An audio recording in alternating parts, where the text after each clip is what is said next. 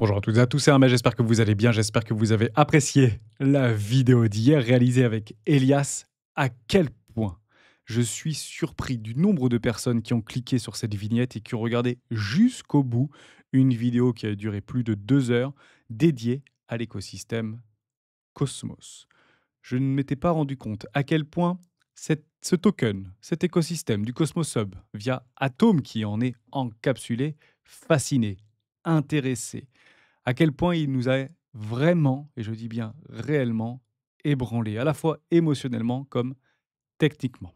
Je vous donnerai ma représentation en détail, de façon extrêmement concise et extrêmement simplifiée de ce que je pense et ce que je ferai dans les 3, 5 à 10 prochaines années autour de l'écosystème Cosmos si mes planètes telles que je les attends venaient à s'aligner. Ça, c'était du côté du Cosmos Hub. Maintenant, du côté de la cryptosphère en intégralité, je pense que toutes les cryptos et toutes les planètes sont actuellement alignées. J'estime à entre 2 et 3 semaines avant de voir, à l'heure où je vous parle, votre wallet augmenter par rapport au prix auquel il était affiché de plus de 50%. Si maintenant on continue à subir, à frétiller et malheureusement à se dégrader par rapport à une volatilité induite de ces crypto-monnaies, si le cours baisse de 10% supplémentaire, donc si vous voyez votre wallet baisser de 10% supplémentaire, alors j'estime à plus 70% l'augmentation dans les 2 à 3 prochaines semaines minimum. En somme, si ça baisse de 1%, ça augmentera du double par rapport à mon estimation. Ça, c'est ce que je pense, ça, c'est ce que je joue. Et encore une fois, toutes les confirmations, je ne les attends pas puisque je les ai déjà. On va parler Bitcoin dans cette vidéo, bien évidemment. On refera un petit tour sur Other, Other contre Bitcoin, on parlera de la dominance et je vous dirai comment je suis actuellement exposé et même à levier. On en parle maintenant.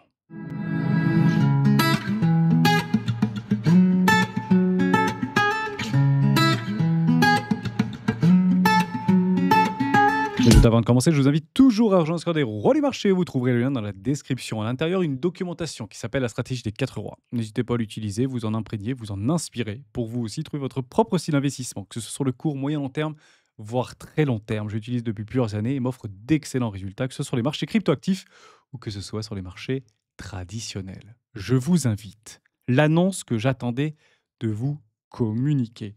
Comment aurait pu le faire en dehors d'une dégradation de marché? Je ne sais pas si vous avez remarqué, mais à chaque fois qu'on annonce quelque chose au sein de la communauté des rois du Bitcoin, le marché se dégrade avant de mieux s'apprécier. C'est la raison pour laquelle je vous propose aujourd'hui de rejoindre une initiative exceptionnelle, le challenge des rois du Bitcoin. Je vais aller à l'essentiel.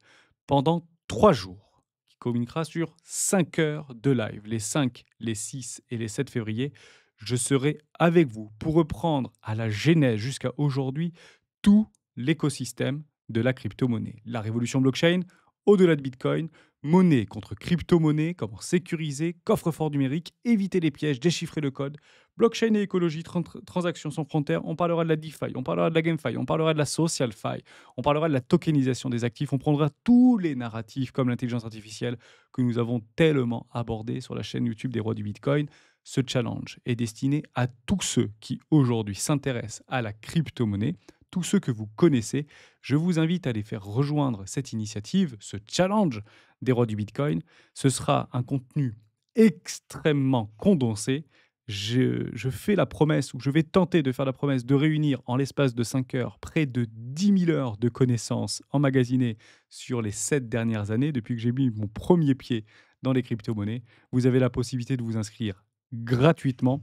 Vous aurez du contenu que jamais vous n'avez eu sur la chaîne YouTube des rois du Bitcoin, notamment des documents, notamment des indicateurs. On est en train et on va tenter de vous le proposer pour le jour du challenge. J'espère que ça va vous plaire. Ça se passe tout de suite dans la description. Essayez au maximum de partager ce contenu et je vous donne rendez-vous les 5, les 6 et les 7 février à 20 heures, heure française, pour 5 heures de live sur 3 jours exceptionnel.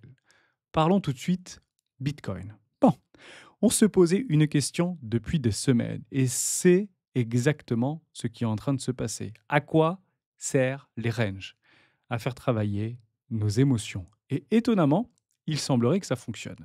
On se pose parfois la question pour savoir, mais est-ce que je suis le seul à en avoir marre de voir mon wallet en train de se dégrader, en train de voir mes profits non réalisés rendre ou se faire rendre par le marché? En réalité, oui et non. Pour la simple et bonne raison que les aspects techniques, vous les avez eus. On avait tracé ici quelques pourcentages près. Je vous avais dit il y a très exactement une semaine, 2 semaines, très exactement. C'était un lundi.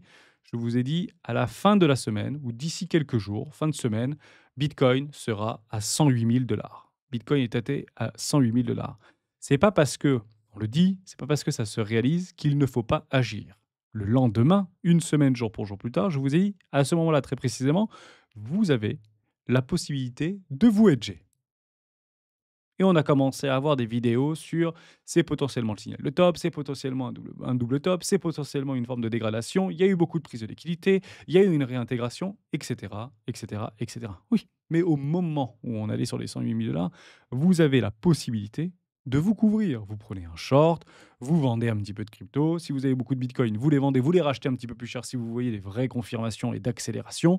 Vous perdrez éventuellement un tout petit pourcentage de 3, 4, 5 quitte à acheter un tout petit peu plus cher. Mais techniquement, c'était rationnel de pouvoir s'engager là-dedans. Pour la simple raison que nous n'avons pas eu les breakouts haussiers. Ce qu'on attend finalement, qu'est-ce que c'est? C'est donc une confirmation. On venait casser ici au niveau de notre trendline haussière. Derrière, une latéralisation, une espèce de canal ascendant. Et puis derrière, l'accélération. Et c'est clairement ce qu'on joue.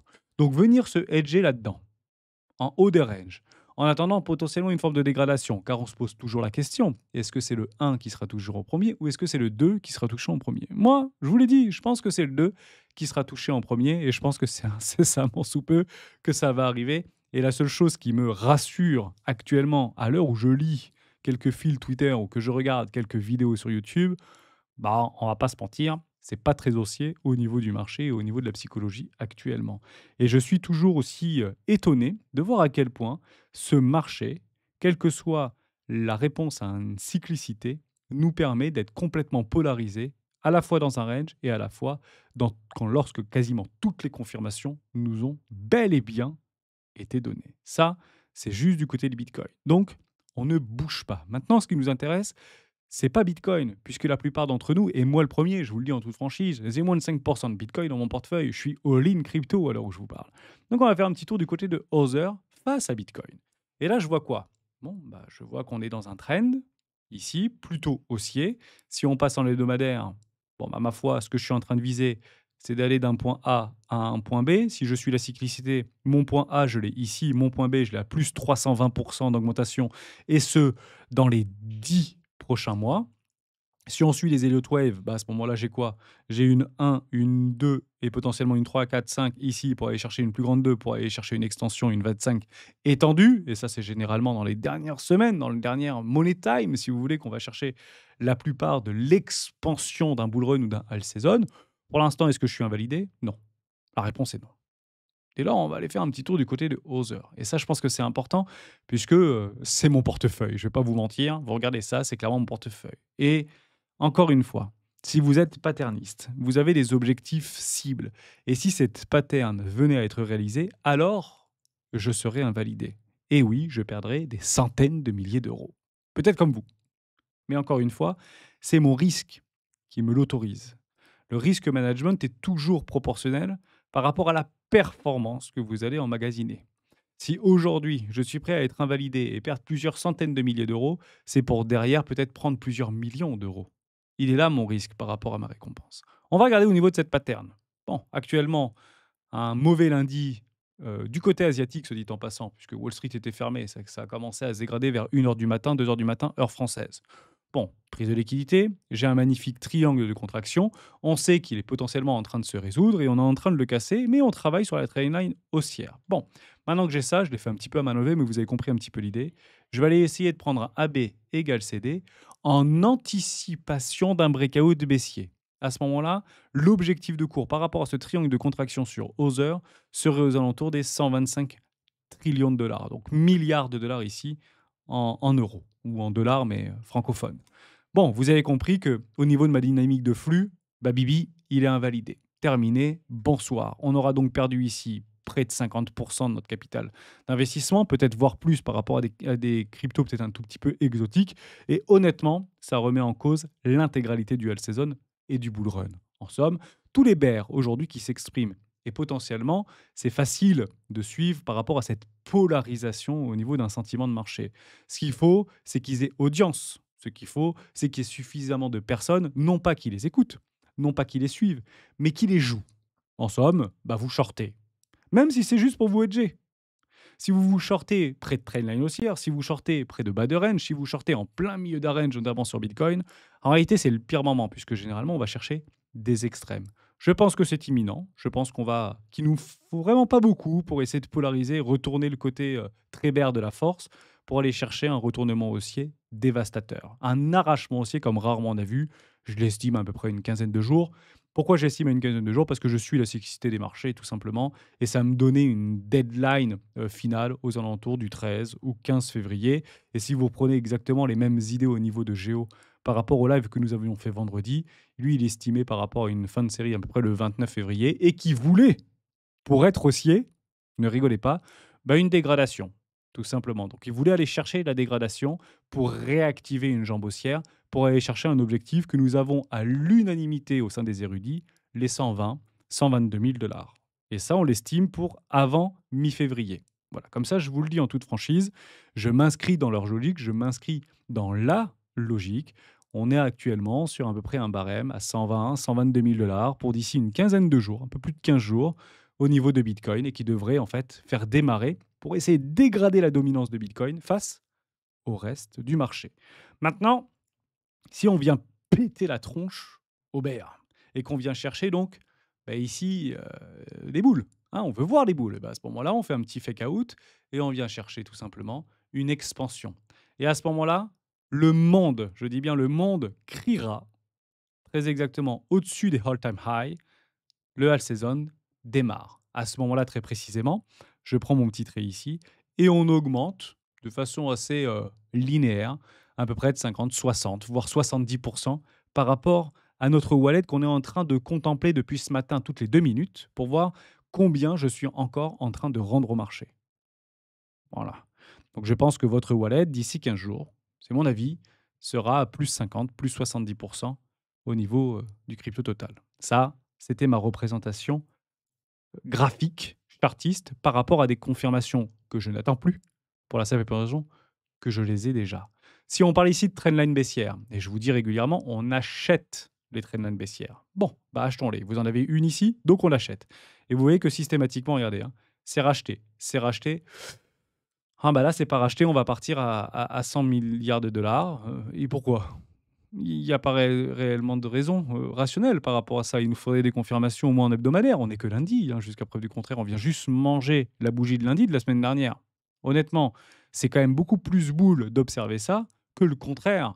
Je préfère être ici, je vous le dis en toute franchise, hein, si vous prenez, bon, c'est un petit peu contre-productif et contre-intuitif, mais je préfère, à l'heure où je vous parle, être en train de bouffer les bougies hebdomadaires, voir les bougies des semaines précédentes pour aller chercher les lots, pour bien polariser le sentiment, plutôt qu'on est en train, en ce lundi matin, en train de péter une trendline ici baissière, en anticipant un breakout, parce que honnêtement, ce que j'aurais vu à ce moment-là, et j'aurais fait une vidéo beaucoup plus cinglante, et vous allez dire, ah mais encore Hermès, t'es à côté de la plaque, t'es complètement bête, c'est en train de boule, c'est complètement vert, les Chinois y vont, et vous avez une petite news qui va avec, parce que honnêtement, si on cherche maintenant, on a une mauvaise nouvelle, et s'il y aurait une bougie verte, on aurait un petit peu cherché, et puis on aurait bien trouvé une bonne nouvelle.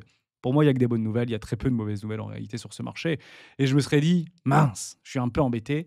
On est en train de commencer fort le lundi. Généralement, c'est pour nous prendre à notre propre jeu et aller chercher toute la liquidité. Donc tant mieux, c'est sain, c'est bon pour le marché d'aller chercher la liquidité là où elle se trouve. On va faire un petit peu d'ordre flow. D'ailleurs, je ne sais pas si vous l'avez remarqué, mais j'ai passé le week-end à trier tous mes onglets pour que ce soit beaucoup plus facile, beaucoup plus lisible. Et si ça vous intéresse de reproduire exactement la même chose que moi, j'utilise Brave. C'est un explorer comme Google Chrome ou encore Edge. Vous avez la possibilité de retrouver l'intégralité des contenus que j'utilise et que Toiny a réalisé par rapport à notre Linktree. Voilà, donc tout ce que vous voyez dans mes onglets, eh ben, ils sont tout simplement ici en un clic. Vous pouvez le récupérer, je vous le remets dans la description. On est parti chercher de la liquidité ce matin. On a un funding complètement négatif, on a même le sentiment dans les chaussettes et on vient bouffer plus de 200 millions de dollars de liquidation longue. Mais c'est génial! On permet de nettoyer le marché. On va dire: «Oui, mais moi Hermès, ça me fait pas plaisir parce que je suis en levier x20, je suis en levier x10 et je me suis fait littéralement éclater». Je vais être tout à fait franc avec vous. Si dans un range, vous ne vous positionnez pas dans les extrêmes, vous vous ferez tout le temps éclater. C'est même plus une question de stratégie, c'est juste une question de bon sens. Il faut absolument que vous soyez à l'antipode et à la marge de la majorité. Donc c'est quand le sentiment est sur un point d'inversion, dans un risque de cassure, au pire, on se la prend et on se la prend entre les dents, on se fait péter une molaire et puis voilà. Mais la plupart du temps, il semblerait que ça rebondisse plutôt bien. Et ici, vous l'aviez de façon très cohérente par rapport à cette petite bougie ici. Et je vous avais d'ailleurs tweeté, est-ce que je suis le seul à encore être convaincu qu'on va aller péter les 108 000 avant d'aller chercher le number one? Et honnêtement, Hermès, il fallait avoir du cran quand même pour dire, il nous manque 5%, on va venir racler les 85, les 82, les 80 machins. Alors qu'on était tous accrochés à dire, bah, en fait, le pire du pire, c'est 89 200 et quelques dollars ou 89 000 piles dollars. Et je vous avais tweeté ça. Et effectivement, on a tenu exactement les 89 000 dollars. C'est assez beau. Et qu'est-ce qui a changé? Pourquoi revenir chercher de la liquidité si elle a déjà été prise? Alors, je vous le dis en toute franchise, si on repart pas bientôt, et quand je vous dis bientôt, c'est je laisse le truc mercredi, parce que tout se passe mercredi pour information, et je vous explique pourquoi juste après. Si mercredi, on se retrouve ici, honnêtement, c'est chaud. Honnêtement, c'est très très chaud. Mais pour l'instant, on n'y est pas. Alors, qu'est-ce qu'on fait? On tente éventuellement de regarder où se situe le marché. On peut utiliser un truc tout bête, une trendline. On prend ma trend, on va la baisser ici. Waouh, trendline baissière. On achète les trendlines baissières dans une zone qui représente, vous, héliotiste, potentiellement une 2 dans un flux. Donc ce serait potentiellement en train de jouer une 5 énorme dans une 1, une 2 et une 3 qui va littéralement exploser. Voilà ce que je joue. Si vous aimez l'héliotisme, je suis sûr qu'ils ne sont pas trop éloignés de ma représentation à main levée, comme on dit. Esquisse à main levée. Donc j'espère que là-dessus, je ne suis pas là pour vous rassurer, je suis juste là pour vous dire que je suis très heureux de voir dans un flux haussier un triangle de contraction d'une pattern qui a été, enfin, moi le premier j'en ai parlé, qui vient qui est en train d'être résolu, oui ça se dit, résolu par le bas, pour derrière refaire une augmentation, repénétrer la bougie précédente par rapport à l'ouverture de clôture du lundi à l'heure où je vous parle, c'est direction les 122 000 dollars. On peut pas être plus précis. Ah, mais c'est ce que tu vas le jouer? Ben bien sûr que je vais le jouer. J'ai du cash pour le jouer, donc je vais jouer ce petit flux haussier, puisque je pense que je suis dans un bon play. Vous avez deux possibilités. Soit vous avez eu un premier flux, puis un second flux, mais là, il faut aller chercher dans les petites time frames. Donc moi, pour moi, j'ai potentiellement deux flux baissiers, même si c'est un peu, je suis pas idiotiste et ça fait très très longtemps, je vous parle de ça, ça fait des années que j'ai arrêté de travailler sur les vagues d'Elliott. Mais techniquement, on est vraiment pas mal. Je pense que là-dedans, vous voyez une ABC ou un truc comme ça. Et au pire, si on l'a pas, bah, en fait, vous le tirez, puisqu'on ne time pas le marché, vous faites ça, puis dans une plus grande figure, ça et ça, pour aller chercher là. Ah bah voilà, j'ai ma 2, j'ai ma truc, j'ai la fin de ma C, j'ai la fin de ma X, Y, X, Z, BD. Bon, bah grosso modo, on a le bottom. Hein, voilà, moralité, on a le bottom. Donc, on peut avoir le bottom, mais on peut se faire éclater les dents. Je vous le dis franchement. Dès lors, comment je le travaille, moi, au niveau de ce risque management? Je vous le dis franchement, je suis à levier sur plein de crypto-monnaies, hein. Bon, ça représente tout petit peu moins de 3% de mon capital global. Aujourd'hui, ma marge, ça représente à peu près 2,6% de mon capital global actuellement, investi et non investi, donc capital global. Sur ce capital global, je suis à peu près sur un levier fois 1,8, 1,7, 1,8. Waouh, incroyable. Oui, parce que j'ai des leviers en x10, mais sur une toute petite capitale, et j'ai aussi des leviers, d'ailleurs je suis large, et j'ai aussi des leviers en fois 1,5, des leviers en x2, et ça fait à peu près 1,8, 1,9 si on doit faire une pondération par rapport au capital investi. Et je suis en cross. Je suis pas en isolé. Donc si je suis en cross, ça veut dire que je peux rajouter à ma marge et j'ai la possibilité d'aller chercher jusqu'à moins 70% mes crypto-monnaies. Mais comment c'est possible, Hermès, de dire ça? Comment tu peux aller chercher encore un moins 70% en rajoutant ta marge, en rentrant donc en deux positions rationnelles? Bah, c'est très simple. Moi, je joue toujours les invalidations. Et mon invalidation, bah, elle est ici. Donc si je vous le prends par rapport au centre pile de ce triangle, je vais pas mentir, je vais pas le prendre ici parce que je suis en perte enfin, je suis en perte. J'ai rendu de l'argent sur quelques marges que j'ai actuellement. À partir du principe que ça fait du moins 56, moins 60%. Donc je peux aller sans problème jusqu'à moins 60, moins 70%, rajouter de la marge pour aller chercher les derniers déséquilibres de marché aux alentours des 220, 230 000 $, et ce sera considéré pour moi comme une opportunité extraordinaire jusqu'à invalidation. Si je suis là, c'est pas pour avoir du cash. Si je suis là, c'est pour mettre de l'argent dans les crypto-monnaies. pour aller essayer de sortir des performances complètement délirantes. Et ça, on le verra lors du challenge des rois du Bitcoin. On fait un tout petit peu de macro et après, je passe sans plus attendre. Comme ça, on prendra 5 minutes pour parler du Cosmos Hub avec grand plaisir. Mais juste avant, s'il vous reste peut-être un petit peu de cash, vous avez la possibilité d'aller faire un petit tour vers un PSAN qui s'appelle Bitpanda. Si vous voulez acheter votre crypto-monnaie en toute confiance, vos premiers Bitcoin, vos premiers Ethereum, ou pourquoi pas quelques petites crypto-pépites que vous avez repérées, c'est aujourd'hui plus de 3000 actifs qui sont directement accessibles dans Bitpanda. Et ils ont lancé, il y a quelques semaines en arrière, un formidable événement, Bitpanda Fusion. Un DEX avec énormément de liquidités, des slippages et des spreads les plus bas européens. Ça peut être super intéressant si vous avez déjà un compte Bitpanda d'aller faire un petit tour sur Fusion. Et si vous n'en avez pas, je vous invite très chaudement à avoir au moins un exchange qui est régulé en Europe. Je vous le dis en toute franchise. Ne serait-ce que pour cash out, ne serait-ce que pour prendre des profits, ne serait-ce que pour avoir une forme de sécurité supplémentaire autour de cet écosystème qui est encore en construction. Et c'est la raison pour laquelle je travaille avec Bitpanda. Et actuellement, vous avez la possibilité, si vous passez par mon lien dans la description, de recevoir des petits giveaways. Donc actuellement, c'est 500 000 Shiba Inu que vous pouvez directement décrocher jusqu'à 500 000 Shiba Inu. Et puis vous pouvez après le changer dans n'importe quelle crypto-monnaie. Si la catégorie de Social Fime, même coin, ne vous intéresse pas, c'est extrêmement facile de pouvoir le swap directement depuis l'application Bitpanda. Je vais aller même plus loin. Si les crypto-monnaies, ce n'est pas forcément votre tasse de thé, que vous en avez juste un tout petit peu et que vous ne vous sentez pas concerné par Bitpanda, bah à ce moment-là, vous avez accès à plusieurs centaines de produits financiers, que ce soit les métaux précieux, que ce soit les actions ou encore que ce soit des ETF, comme notamment ce qu'on peut retrouver sur les crypto-monnaies, avec des fonds qui sont directement dédiés pour pouvoir spéculer sur un portefeuille ou sur un panier de devises cryptographiques. Et ça peut être intéressant, pourquoi pas, pour faire un dollar cost average, pour préparer sa retraite dans les 5, 10, peut-être 20 ou 30 prochaines années. Je vous parle de ça. Côté analyse macroéconomique, petit truc en vert. Formidable. Ou bleu. Je ne sais pas si on pourrait dire ça comme ça. On va aller sur le calendrier. Je vous montre comment je fais. Je vais tout effacer. Je prends juste les États-Unis. Il n'y a que ça qui m'intéresse. Et la Chine, mais principalement États-Unis, puisque c'est eux qui gèrent plus de 50% des flux financiers à travers la planète. Je vais aller chercher voilà, les plus gros, c'est parfait. Et je vais prendre sur les 2 dernières semaines. Et vous savez quoi? Bah, il ne se passe pas grand-chose actuellement sur le marché.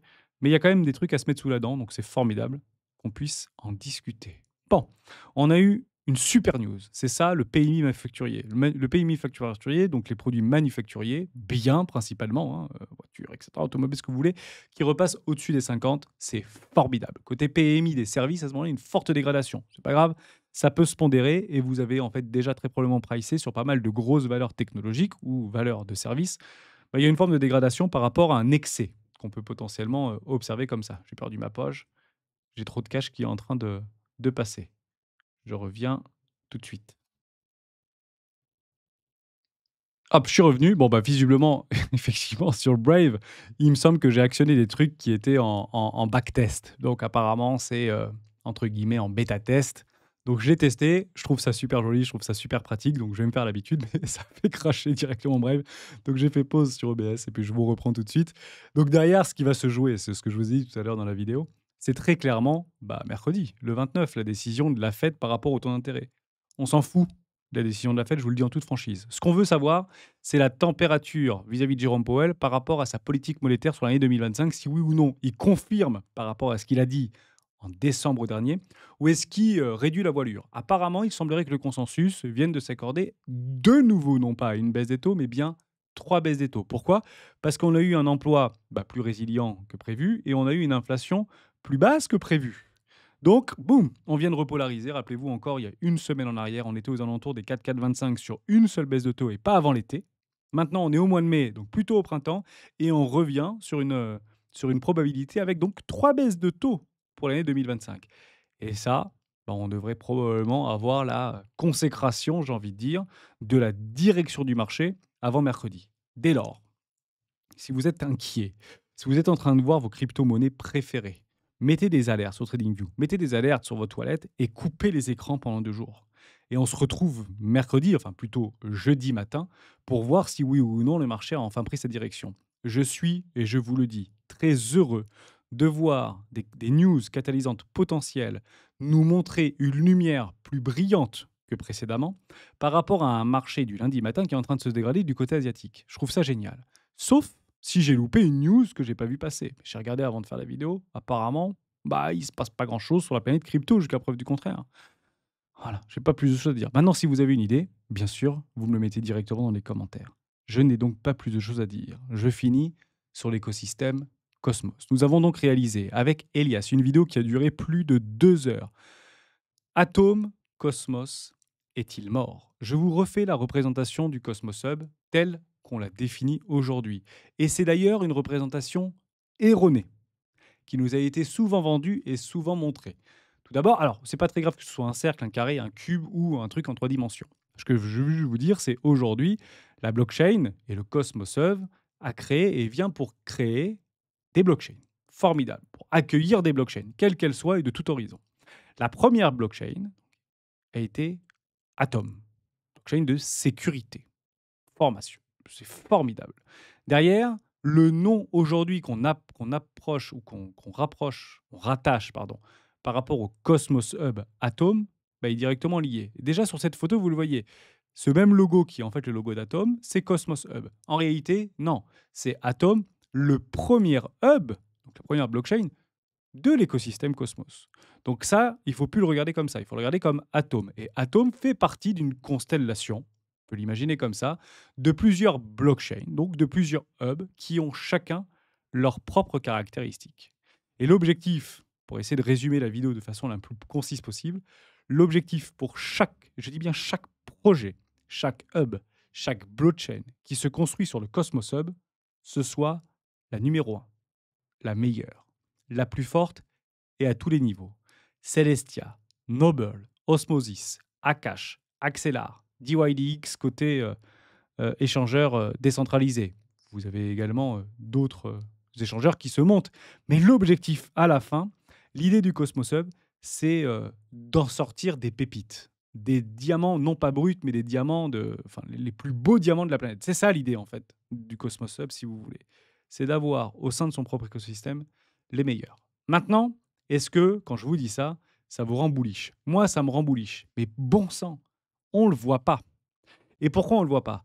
Parce que combien aujourd'hui, en termes de valeur capitalistique, le Cosmos Hub détient? On va pas se mentir. C'est pas ouf. Parce que là, on parle d'adoption. Et vous avez bien compris dans la vidéo d'hier que je faisais une corrélation entre capitalisation, adoption et utilisation. Aujourd'hui, c'est 22 milliards de dollars. Cosmos. Vous avez Mantra, vous avez Chronos, vous avez Fête, vous avez Cosmos, vous avez Selexia, vous avez Injective, vous avez Torchain, vous avez Oasis, vous avez Terra Luna. Et si Atom, il y a encore quelques années en arrière, avait explosé littéralement, on peut dire merci, comme l'a dit Elias hier, à Terra Luna par rapport à son algorithme stablecoin algorithmique, donc l'UST, qui donnait une énorme partie des revenus directement à Atom, qui permettait en fait de générer du revenu supplémentaire, donc de la value vis-à-vis d'Atom, mais ici de l'Atom de sécurité. Et c'est pas lui qui a failli, bien évidemment. C'est plutôt son algorithme qui a complètement été déraillé via une attaque très ciblée. Je vous laisserai revenir à cette histoire-là. Ça fait plus de 2 ans. Il n'y a pas prescription, mais si ça vous intéresse, vous pouvez aller faire un petit tour. Il semblerait qu'aujourd'hui, ces pièges du passé ou ces erreurs du passé ne sont plus reproductibles. Et d'ailleurs, il y en a un qui tente aujourd'hui de reproduire la même technologie avec beaucoup plus d'efficience et de résilience. C'est Justin Sun, via la blockchain Tron, sur son stablecoin, également algorithmique, qui reprend le code source à, en très grande partie de l'USDT, donc le stablecoin qui a fait perdre 13 milliards de dollars il y a un peu plus de 2 ans et demi en arrière. Ça représente donc ici 22 milliards de dollars. Mais Hermès, toi, tu le vois atteindre combien ce truc-là? Je vais vous dire de façon extrêmement précise. Ce truc-là, dans les 5 à 10 ans, vaudra 1000 milliards de dollars. Ça, c'est ce que je vois. C'est la raison pour laquelle j'ai aujourd'hui près de 20% de mon capital investissement qui est consacré à l'écosystème Cosmos. J'ai de l'Atom, j'ai du Les Celestia, j'ai du FET, et vous le savez, j'ai du DYDX, j'ai quoi d'autre? Osmosis, j'ai etc., etc., etc. Donc j'ai plusieurs crypto-monnaies qui représentent aujourd'hui un tout petit peu plus de 20% de mon portefeuille cryptographique qui est concentré dans l'écosystème Cosmos. Pourquoi? Parce que je pense que ce truc-là vaudra 1000 milliards de dollars. Vous allez me dire, c'est impossible. En réalité, si, c'est tout à fait possible. Mais la question qu'on se pose, c'est de savoir si ce truc-là vaut 1000 milliards de dollars. Combien vaut Atom Cosmos, son jeton, non pas utilitaire, mais son jeton sécuritaire? 10%, 5%, 20%, 30%? Eh bien, en fait, le plus simple, c'est d'aller voir ce qui se passe chez les voisins. Bien évidemment, hein, on ne peut pas comparer de façon exacte Atom par rapport à Ethereum parce qu'il a des prérogatives et des protocoles qui sont différents, via notamment les rollups et notamment les smart contracts. Et il y a eu des hubs qui ont été créés sur la blockchain Cosmos, directement corrélés à Atom, pour créer des smart contracts. Ça viendra, chaque jour son temps. Et vous avez une blockchain que j'aime beaucoup qui s'appelle Ethereum. Ethereum aujourd'hui vaut waouh, 1000 milliards de dollars. C'est pas incroyable cette histoire? Et aujourd'hui, Ethereum, du haut de ses 350 milliards de dollars, représente plus de 35% de la capitalisation globale de son propre écosystème. Est-ce que vous pensez aujourd'hui que Ethereum va continuer à grignoter de la capitalisation au sein même des flux de son écosystème ou non? Est-ce que vous pensez que Ethereum va plutôt aller chercher les 5-10%, bien qu'il y ait des artifices et des protocoles type smart contract? Ou est-ce que vous pensez plutôt que ça va augmenter ou baisser? C'est ça la question qu'il faut se poser. Bon, je me dis que 30-35% au sein de son écosystème sur une seule blockchain, oui, c'est la première, oui, elle est incroyable, oui, elle est utilisée, oui, elle est horriblement chère. Mais si on regarde par rapport au fondamental vis-à-vis des cas d'utilisation, on cherche quoi concrètement? On cherche une blockchain viable, rentable, efficace et hors de prix? Ou on cherche une blockchain scalable, rapide, ultra efficace, à faible prix ou à faible frais? À ce moment-là, on va se poser la question de savoir qui aujourd'hui a drainé beaucoup de capitaux. Et je vais pas vous mentir, si aujourd'hui on regarde Ethereum et on a tous l'impression à dire ouais, mais Ethereum, c'est trop bien parce que il va rattraper son retard. Il va rattraper que Nini, Ethereum. Il fera un fois 2 si vous voulez, alors que d'autres vont peut-être faire des fois 5. Pourquoi? Parce que en fait, vous n'avez pas envie d'utiliser la blockchain Ethereum jusqu'à preuve du contraire, parce qu'elle coûte une blinde. Combien de fois sur MetaMask, via ou Uniswap, via la blockchain Ethereum, vous avez dit c'est quoi? C'est voleur, je passerai pas ma transac. Je le fais tous les jours et je vous dis punaise, 38 balles encore, je reviendrai à 4 heures du mat, quoi. Donc je ne passe pas ma transaction. Si je passe pas ma transaction, c'est pas de frais pour les validateurs. Si c'est pas de frais pour les validateurs, c'est pas de pognon pour la blockchain. S'il y a pas de pognon pour la blockchain, en quoi elle va être valorisée? En popcorn? Ça marchera pas. Donc c'est la raison pour laquelle c'est une fausse idée de penser qu'aujourd'hui Ethereum est en retard par rapport aux autres. Il est pas en retard, il est juste plus cher, moins utilisé. Donc il se fait grignoter, voire vampiriser par rapport à d'autres blockchains d'un calibre potentiellement inférieur, mais plus récent, avec un historique plus jeune, donc potentiellement moins de confiance, d'où la capitalisation de confiance, au-delà de tous les artifices qui peut y avoir, enfin, protocoles et services et applicatifs qu'il peut y avoir autour de la technologie Ethereum. Ça se barre, c'est chez Solana, tout simplement. Principaux jetons, Solana, écosystème par capitalisation. Formidable. Aujourd'hui, c'est combien? Ça représente combien cette capitalisation? 788 milliards d'euros. Je vais passer en dollars, comme ça on reste cohérent par rapport à ce qu'on fait comme travail. Vous avez quoi dans les 825 milliards de dollars? Donc très proche aujourd'hui de l'écosystème Ethereum. Vous retrouvez de l'Ethereum, vous retrouvez du Tether, vous retrouvez du Solana, vous retrouvez de l'USDC, vous trouvez du Chainlink, vous trouvez du DAI, vous trouvez du Official Trump, vous trouvez du Chronos, vous trouvez du AV, etc. Ok. Et là, vous allez dire, attends, Hermès, c'est un peu chelou ton histoire là. Parce que tu es en train de me dire que l'écosystème Ethereum, c'est exactement le même que l'écosystème Solana. C'est un peu bizarre l'histoire. En fait, c'est pas bizarre. On est bel et bien dans l'interchain. On est bel et bien dans l'utilisation des protocoles sécuritaires via un token natif, d'où la capitalisation peut s'apparenter à la sécurité dans le proof of stake. Donc, vous pouvez aussi bien passer une transaction Tether sur Ethereum, comme sur Solana, comme sur Avalanche, comme sur TRX, et même sur des Layer 2, comme Polygon, comme Arbitrum, comme etc. Donc, on est bel et bien ici dans... Comment je pourrais le préciser de façon très compréhensible? On est, en fait, c'est la petite histoire, c'est on attend l'avènement de l'interopérabilité, on attend l'avènement mais en fait, depuis le début, il y a de l'interopérabilité. Depuis le début, tout le monde travaille avec tout le monde. Depuis le début, les capitaux naviguent de façon extrêmement simple et extrêmement rapide au sein de cet écosystème. Et l'objectif, c'est toujours le même. Augmenter la sécurité, augmenter la décentralisation, augmenter la scalabilité. Moins de frais, plus de décentralisation, plus de sécurité. Point barre. Et aujourd'hui, celui qui semble être le mieux, comment on va dire ça? Le mieux fondamentalement, pas en termes de fondamentaux, mais le mieux en termes de fondation. Le mieux techniquement, équipé pour recevoir une adoption mondiale, c'est le Cosmos Hub. Elle est là. Il est là le secret, en fait.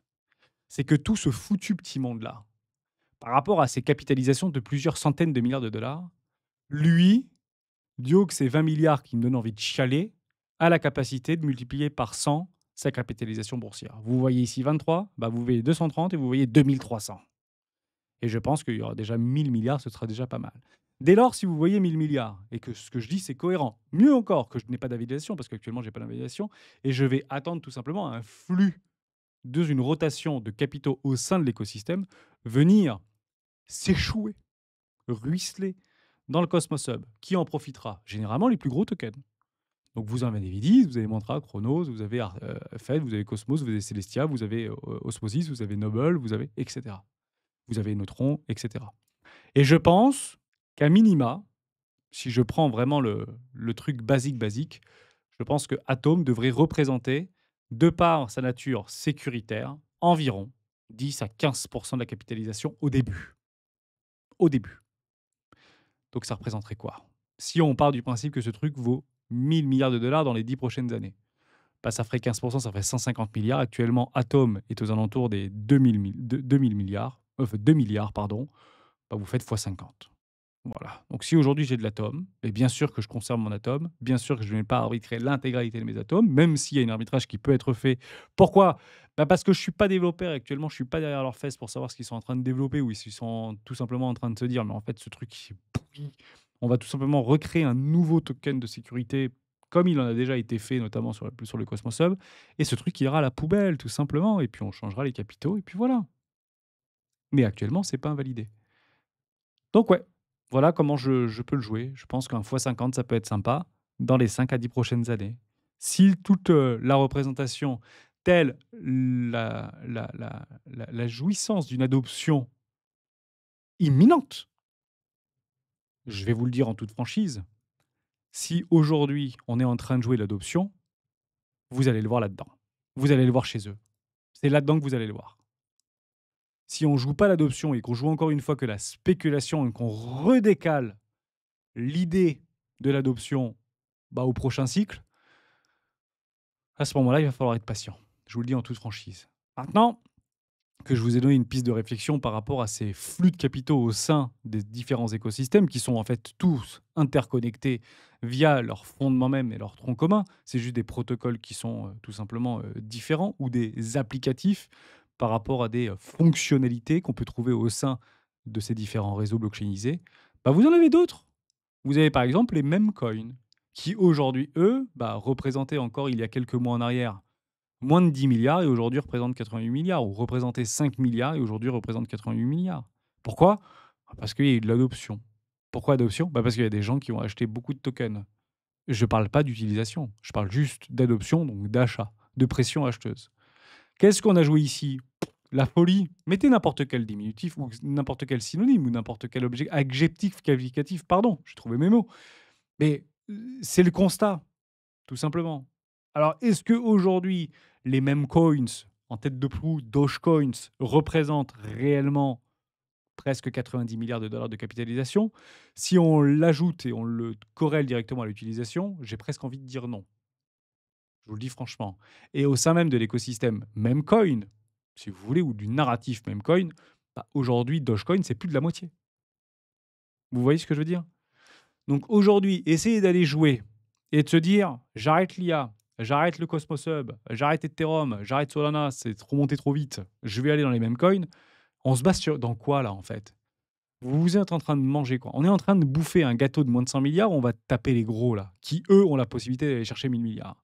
Et je vais vous donner en fait ma représentation qui est extrêmement simple là-dessus. Si vous pensez que les mêmes coins n'ont pas d'avenir et n'ont donc pas les capacités à la fois techniques, logistiques et d'adoption de monter à 1 000 milliards de dollars de market capitalisation, barrez-vous de ces trucs-là. On joue quoi là?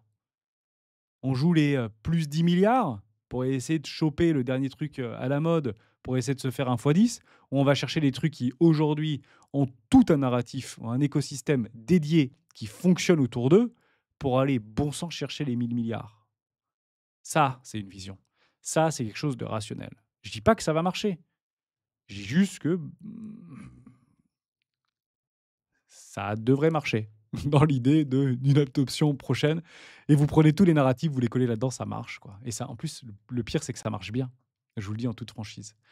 Mais on n'en parle pas. Voilà, le Cosmos Hub, on n'en parle pas. Vous en avez d'autres, hein, des narratifs, si vous voulez, au niveau de Aptos, c'est un nouvel écosystème qui aujourd'hui capitalise 200 milliards de dollars. Donc le truc, il n'existait pas il y a encore 3 mois en arrière. Aujourd'hui, il représente 10 fois la capitalisation boursière du Cosmos Hub. Alors oui, parce qu'il intègre dans sa capitalisation au niveau de son infrastructure Tether, USDC, d'autres crypto-monnaies comme Bonk, par exemple, PancakeSwap, etc. Et on comprend bien que si on enlève déjà, et c'est vrai hein, ce que je vous dis, hein, si on enlève ce truc-là et ce truc-là, bon, ça divise vite hein, quand même le truc. On est plus près des 30 milliards et on se retrouve pas très loin du Cosmos Hub, si vous voulez, par rapport à Atos. Donc c'est, si vous voulez faire peut-être un travail un tout petit peu différent, enlevez les stablecoins, peut-être qu'on aura une représentation plus nette. Mais je voulais vous montrer des gros chiffres pour vous montrer que, why not hein, quand tu veux, faites venir des stablecoins.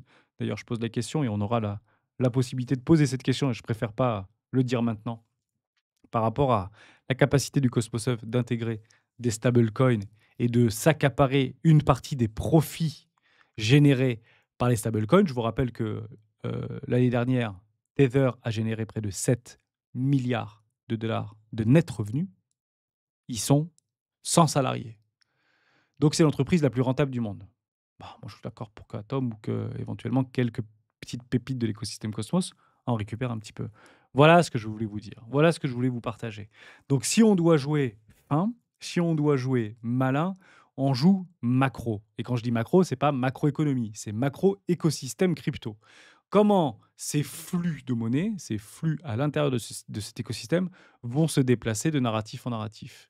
Et à l'heure où je vous parle, moi je pense que celui sur un cycle d'adoption, et je pèse bien mes mots, hein, sur un cycle d'adoption, celui qui va capter en termes de décalage de valeur le plus de capitaux, c'est le Cosmos Hub. Et directement, j'ai pas dit, j'ai plus envie de dire indirectement, mais directement son token de sécurité. Évidemment. Ben oui. Vous pensez bien que si BlackRock décide de monter un projet RWA sur le Cosmos Hub en utilisant la sécurité du jeton Atom, même, et attention, hein, je pèse encore une fois mes mots, c'est pas forcément obligatoire. Oui, oui, ne grincez pas des dents, mais c'est comme ça, il faut l'accepter, ça changera peut-être. Je ne sais pas. Allez à la gouvernance et votez. Tout doit passer par Atom, j'en sais rien, peu importe. On aura l'occasion d'en discuter avec des pros. Donc j'espère que je vous ai aidé par rapport à ça. Et bien évidemment qu'il faudra quand même montrer patte blanche et avoir une forme de capitalisation pour créer de la confiance dans le long terme par rapport à cet écosystème. Donc on peut penser que c'est flou, mais en fait c'est limpide. Hein, et c'est comme ça que ça va, comme ça les cartes vont pouvoir pas être redistribuées, mais tout simplement continuer à se distribuer. Et si vous me suivez depuis maintenant 4 ans, peut-être 5 ans, j'ai qu'un seul objectif, c'est jouer l'adoption. Et cette adoption, je pense qu'elle est maintenant. On se retrouve demain dans une prochaine vidéo d'Héros du Bitcoin. Ciao.